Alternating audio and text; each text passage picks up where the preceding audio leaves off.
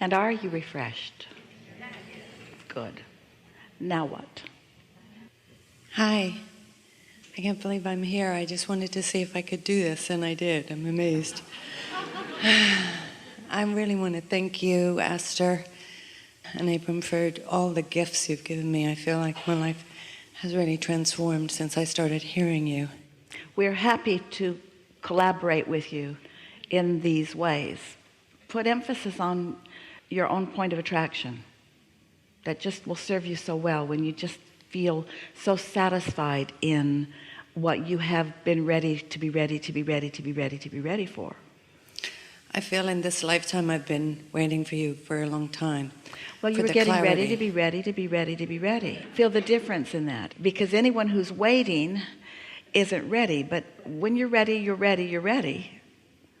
Yeah. I'm in my own way. Yes.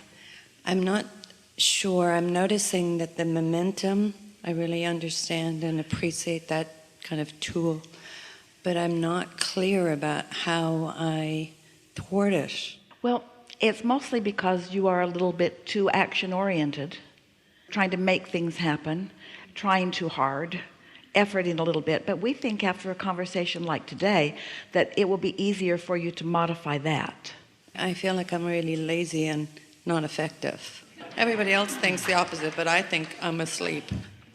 When you think about something you want, it's like putting an engine on a train going in the direction of what you desire. But when you doubt it, when you don't believe it, or when you are worried about it, the thought that you think makes you feel worried about it, it's like putting a train on the same track going in opposition. And so that's what makes you feel like you're not moving toward what you're wanting, because you're really not moving toward what you're wanting. But it's an energy thing. A lot of times when people talk about being really ambitious, what they're talking about is being very ready to jump into action, but it doesn't necessarily mean that they are on the right vibrational wavelength. And so a lot of people are putting a lot of effort out and just sort of spinning their wheels, and after you've done that for a while, you tend to just not be willing to try so hard, because to try hard and get nowhere, why not just not try hard and get nowhere? And that's what makes you then decide that you're lazy, because you're just tired of being ineffective. But when you begin to tap into these laws of the universe and to your true internal power, and you allow that momentum to build, then it's not about being ambitious or being really action oriented. It's about being inspired. A lot of people motivate themselves by thinking about the bad things that would happen if they didn't do such and such, and that makes them be busy, and it makes them look busy, and sometimes it helps them get marks on the chart from people who are analyzing success in life just by how busy you seem. She gets an A for effort because she tries really hard. So we have to give her some accolades for how hard she tries. But the universe is not interested in how hard you're trying. The universe is interested in how much of what you've asked for that you're letting in at any point in time. So it's a different mindset, and we know you got it here today. Right. If we ask you to give us some words that sound better, or even then feel better than the words that you offered, it wouldn't be all that effective. So let's start at a more general place and work our way up to that. So do you know that you are an extension of source energy? Yes.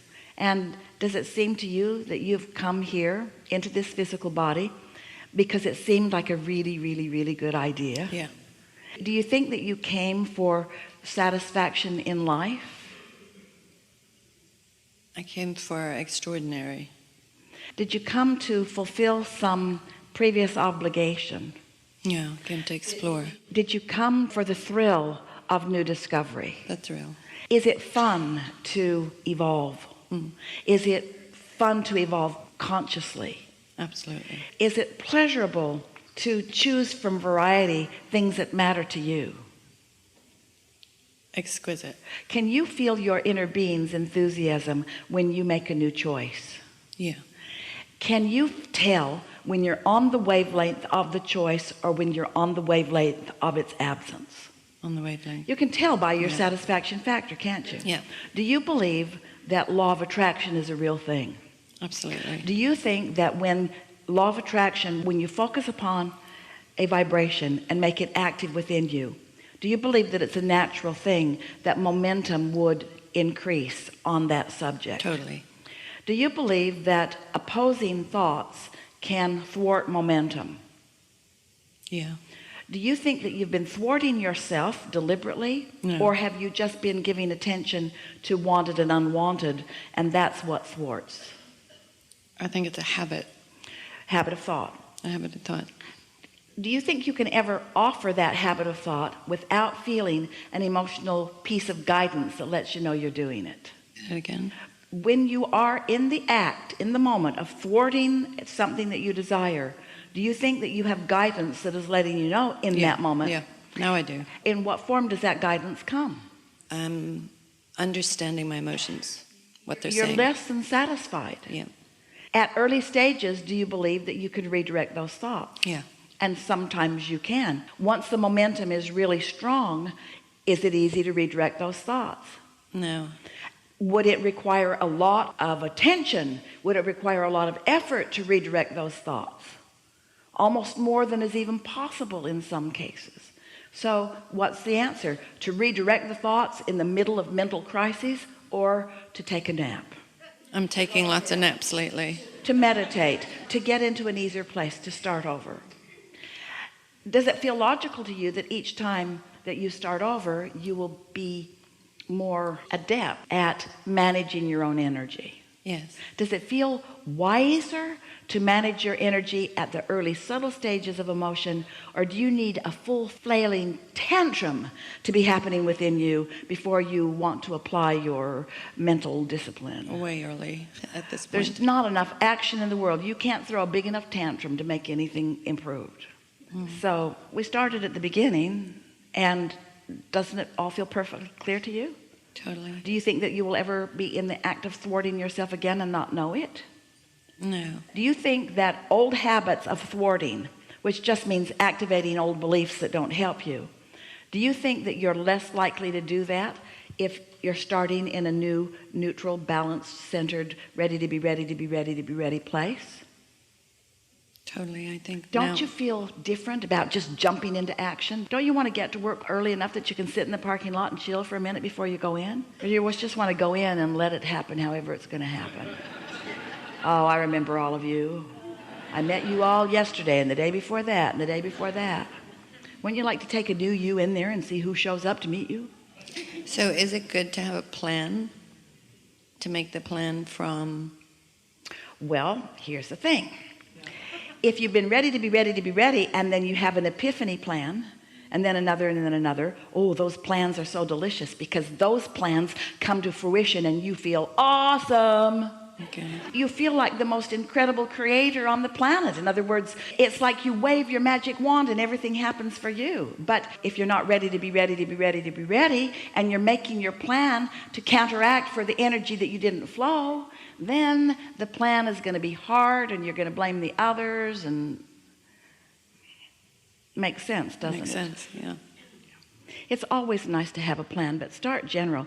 I plan to feel good today, and I plan to consciously expand today, and I plan to feel satisfaction all day. I plan to have a really good day. I plan to really like this day. I plan to be in the place where good ideas can flow to me. I plan to be feeling so good that when an idea does pop up, I get it. I plan to respond. I intend to follow the momentum of a good idea. I'm going to follow that bliss. I plan to be eager about life. I plan to feel good this whole day. I plan to be really glad to be alive today. I plan to go to bed tonight really happy for this day. Keep your plans general enough that, but if you say, I plan to not meet that person in the hallway that I've been meeting every day,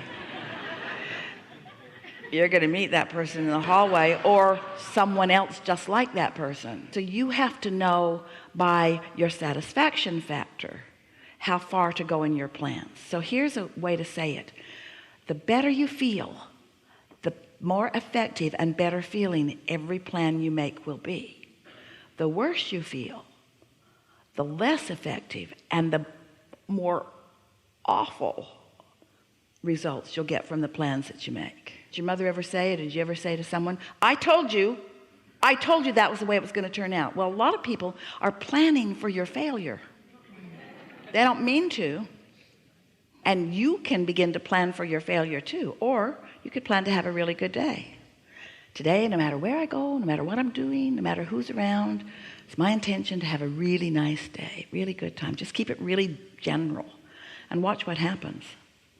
Feels odd a little bit that full-blown empowerment could come from such general, gentle thoughts.